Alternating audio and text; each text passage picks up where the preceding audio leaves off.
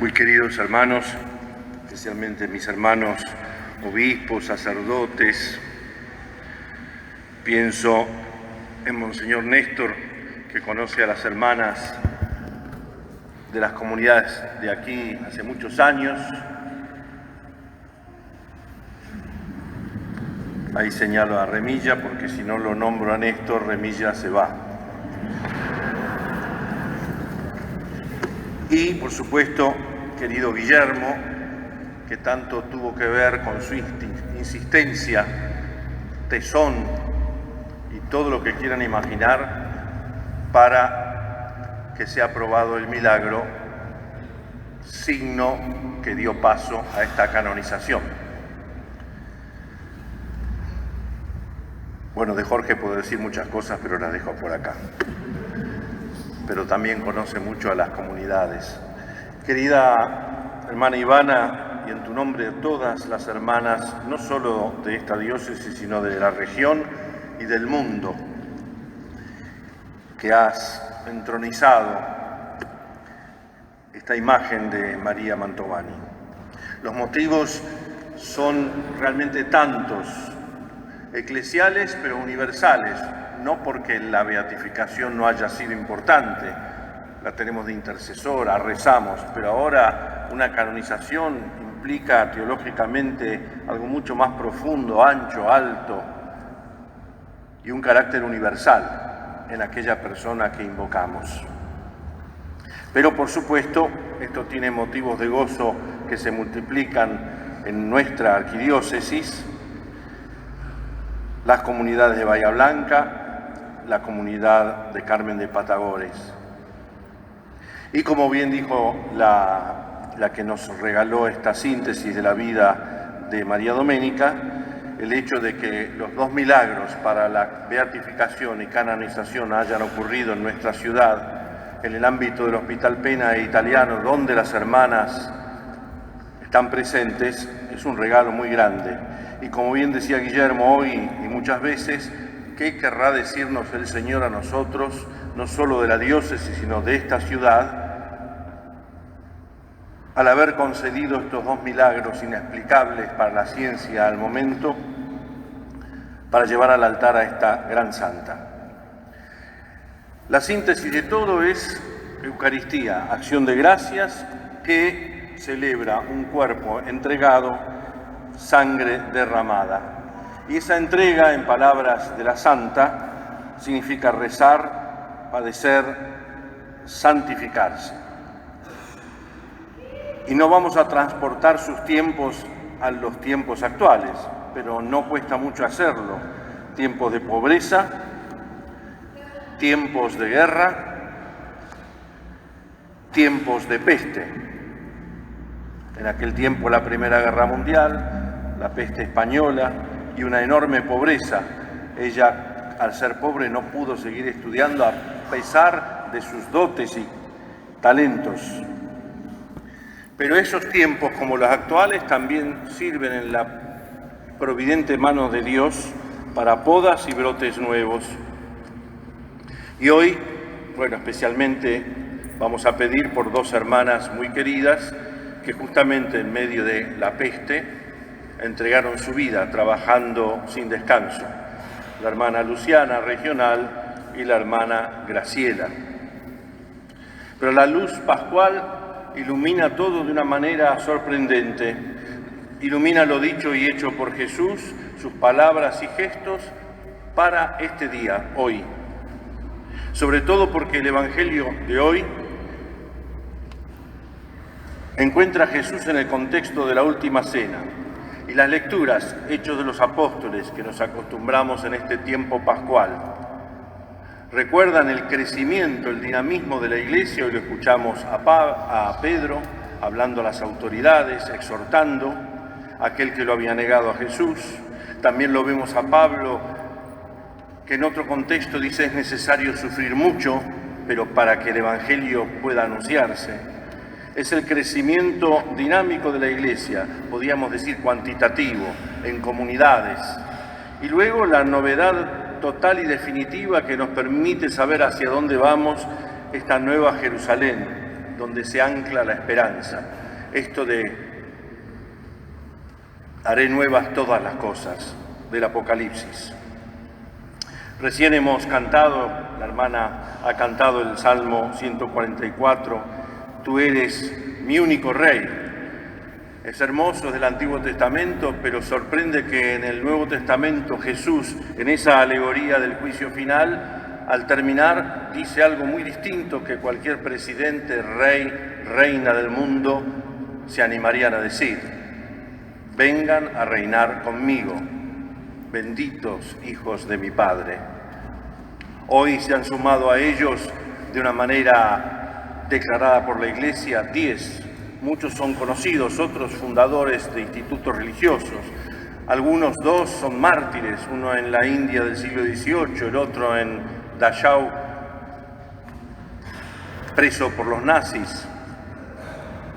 Y otros fundadores y fundadoras, y entre ellos, por supuesto, María Mantovani. Sí, el Señor nos invita a reinar con Él, no a darnos principados, ducados, pequeñas porciones del reino, adornándonos para que estemos contentos, sino vengan a reinar conmigo. Es que somos piedras vivas y templos del Espíritu Santo. Es que los santos, al donar su vida, con esa entrega adelantan su venida, su reino. Sorprenden los hechos de los apóstoles 2 frases, una de Pablo y una de Pedro, mejor dicho, en el orden cronológico Pedro y luego Pablo, que nos ayudan a situarnos a nosotros y a estos santos que han sido canonizados. Pedro, cuando visita a Cornelio, un pagano, un centurión romano, este hombre se postra ante él y la primera palabra que le dice Pedro a Cornelio es: levántate, porque yo no soy más que un hombre. Y Pablo y Bernabé, después de haber curado a un hombre paralítico, que dice los Hechos de los Apóstoles, él vio que deseaba ser curado, la gente de Iconio, paganos en general, quieren hacer sacrificios de bueyes para ellos 2. Amigos, ¿qué es lo que hacen? Nosotros somos seres humanos como ustedes. Si hoy celebramos una santa mujer, si celebramos a otros santos que han sido canonizados por la misericordia de Dios como ejemplo para nuestra vida, es porque no son héroes de superacción, no son clonados ni fotocopiados, no son de laboratorios de diverso tipo, cinematográficos, periodísticos, históricos, que permiten que brillen un rato para nosotros para aparecer en la primera plana de la revista predilecta. No.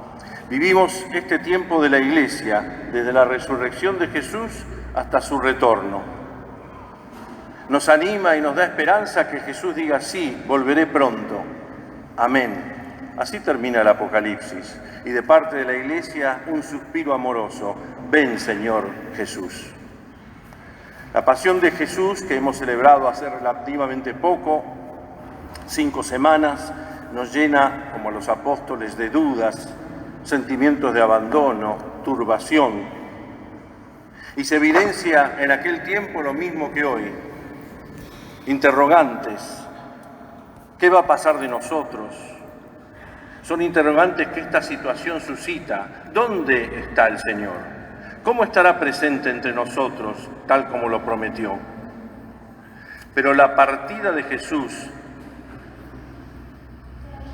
una confidencia de la última cena, es un regreso. Parece contradictorio. La partida es un regreso. No es una ausencia, sino una nueva presencia. Y eso se entiende cuando comienza el relato de la última cena, de donde el Evangelio de Juan, capítulo 13, nos regala el texto que acaba de ser proclamado. Hay una frase que es como el portal para comprender desde la fe todo esto.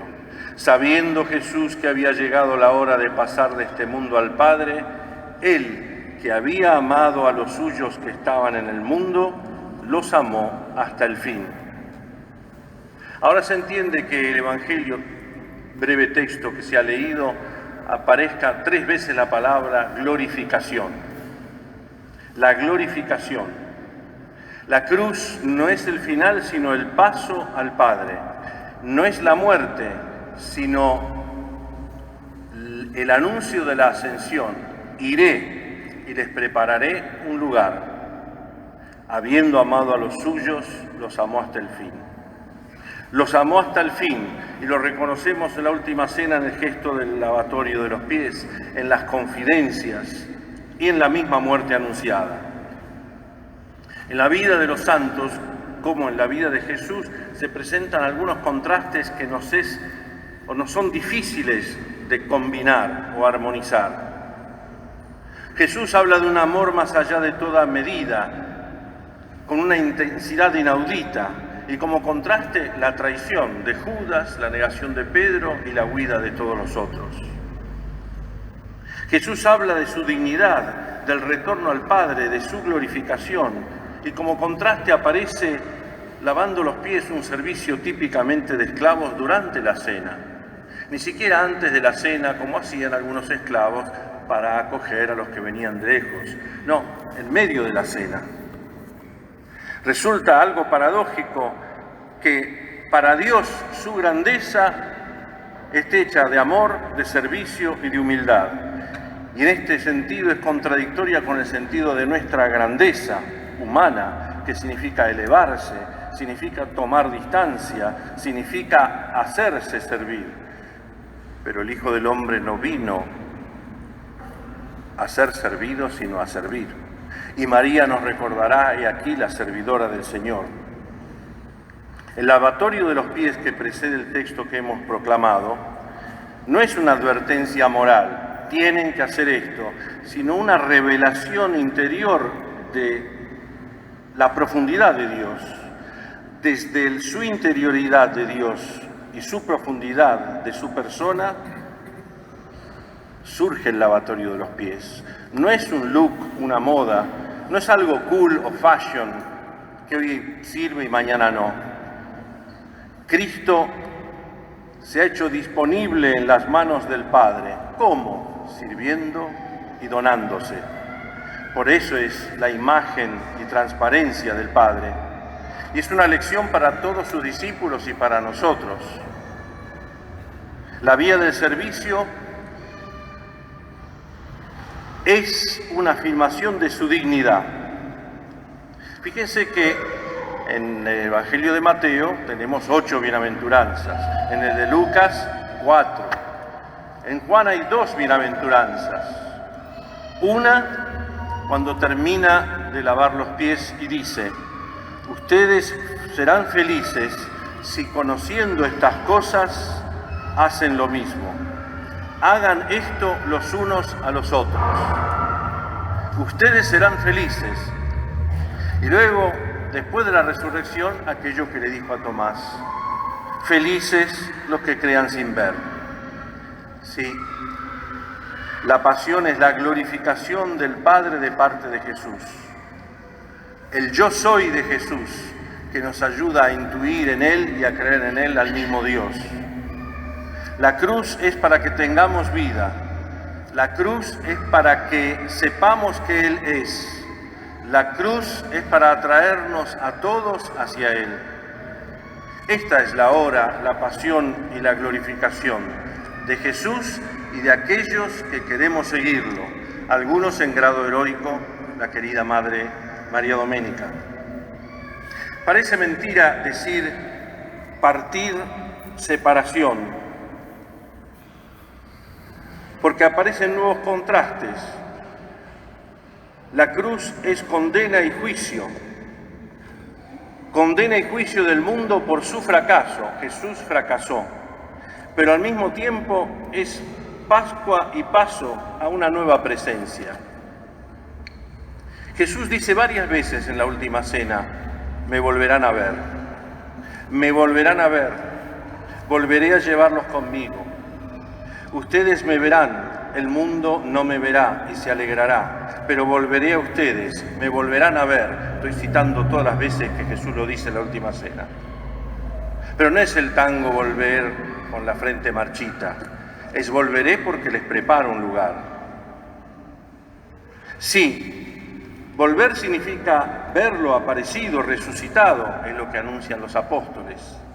Pero también en el tiempo de la Iglesia es verlo en el actuar de los discípulos, los amigos del Señor, por el don del Espíritu, por el regreso de Jesús entre los suyos y por aquello que es tan importante para nuestra vida espiritual. Si alguno me ama, mi Padre y yo vendremos a Él y habitaremos en Él.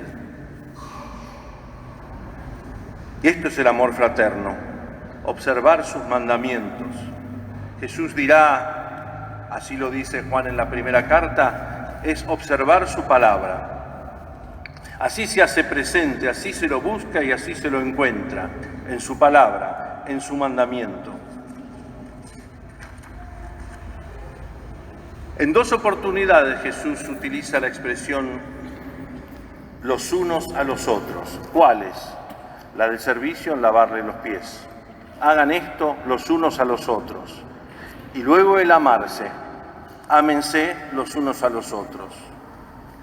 El mandamiento del amor nos dice que el lavado de los pies es un signo del amor recíproco. Y el gesto del lavatorio de los pies nos dice que el amor recíproco está hecho de un servicio humilde. Van juntos, en yunta, el uno a la asidera del otro. Habiendo amado a los suyos que estaban en el mundo, los amó hasta el fin. Este nuevo mandamiento tiene un profundo sentido cristológico, porque para evitar discusiones acerca de la baja o alta autoestima, el Levítico decía, ámense, ama a tu prójimo como a ti mismo, pero nosotros no sabemos si nos amamos bien, mal o más o menos. Jesús la corta y dice, como yo los he amado. Es el contenido más bello de la cristología, porque Él es amor. Pero también tiene un contenido eclesial, amen y ámense los unos a los otros. No usa la palabra de ley, yo les doy una ley nueva, sino mandamiento en el sentido de proyecto, encargo, deseo, una dirección. Este mandamiento es una revelación de Jesús, es un don. El mandamiento es la palabra que han escuchado. Y si dice les doy es porque es un don. ¿Cómo podemos meter juntos mandamiento y don? También suena paradójico. Es que responde a la vocación más profunda de nuestro corazón. Es la más profunda de todo ser humano creado a imagen y semejanza de Dios, que es amor. Es una vía, un camino para la vida. Sí, es precepto, es revelación, pero es vocación. Decir don es salir. ¿Qué significa ir en salida? Salir de la cerrazón y del ahogo del odio. Salir del egoísmo que nos ahoga, de la indiferencia, de esta maldita grieta que para algunos es una política y para otros un negocio. Y nos metemos y nos zambullimos y chapaleamos en el barro contentos, porque siempre hablamos de nosotros y de ellos. Sabemos que hemos pasado de la muerte a la vida. ¿Por qué? Porque amamos a los hermanos. Y el que no ama permanece en la muerte. Amar entonces, miren estas nenas, amar entonces es la prueba de estar vivos. Ser amados nos obliga al amor recíproco, lo hace posible. ¿Por qué? Porque Él nos amó primero. Por eso es gratuito. Este mandamiento del amor que los santos han vivido hasta el extremo nace de la gratuidad y se abre a la universalidad, si no, no hubiera sido puesta como modelo universal. ¿Ustedes les parece que el Washington Post, La Nación, Infobae, Clarín, Página 12, saben dónde es Castelletto de... ¿cómo era? Ya están dormidas. Castelletto de Brenzone. Remilla es la única que me... Bueno, Mariela ya estoy acostumbrado que no me escucha. ¿Saben dónde queda? ¿Saben quién fue María Mantovani? No, van a decir mañana cómo rengueaba el Papa. Eso es lo que voy a decir. Como nosotros. Ah, pero no rengueó tanto. Ah, pero. Y sin embargo, este es un ejemplo universal. Dios ha dado a su Hijo al mundo y Jesús ha dado su vida para la vida del mundo. Esta novedad del mandamiento, y ya aterrizamos, no es cronológica, pero sí cualitativa. Jesús manifiesta la altura y profundidad, anchura y longitud del misterio de Dios. Este mandamiento es la verdadera novedad de Dios, porque Dios es amor. Es la encarnación de Dios en nosotros. Es antiguo como el Evangelio desde los inicios de la predicación de la comunidad, Pedro, Pablo, los apóstoles. Y es nuevo porque es la novedad de la vida de Dios que irrumpe en nuestro viejo mundo y lo regenera, lo hace nuevo totalmente, como leímos en el Apocalipsis. Anticipo de la vida futura que aspiramos y esperamos. Jesús parte y se parte como la Eucaristía, pero deja el don, el mandamiento del amor. Y sus santos también son como un pan partido y entregado. Esta es la respuesta al ustedes me buscarán. Es el lugar donde Cristo continúa a hacerse presente, el mandamiento del amor. Es el lugar en el que se vive la relación con Él. Finalmente, bien escribe Juan en la primera carta, y sin mencionar a la santa, estoy haciendo un retrato en Cristo. Nadie ha visto nunca a Dios. Si nos amamos los unos a los otros, Dios permanece en nosotros y el amor de Dios ha llegado a su plenitud en nosotros. Los testigos de la resurrección lo han visto, han comido con Él. Nosotros lo podemos ver en la comunidad, en la cual el reino o reina el amor mutuo.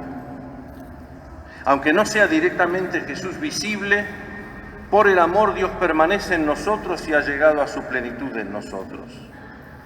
Así manifiesta, revela y dona el amor de Dios. Dios, mis hermanos y hermanas, habita en nosotros. Dios es comunión, es experiencia, es presencia interior estable y alcanza la perfección. Se hace visible, hace capaz de manifestar lo divino. El amor revela a Dios. Es su identidad. En esto conocerán que yo soy. Y los que no aman a Dios, terminará el anciano Juan en el Apocalipsis o en sus cartas, diciendo, no son de los nuestros, porque se ahogan en su propio vidrio masticado, tragado o escupido, como a veces nos pasa a nosotros.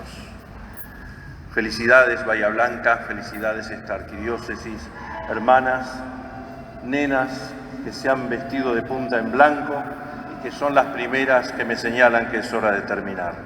Felicidades y que Dios las bendiga.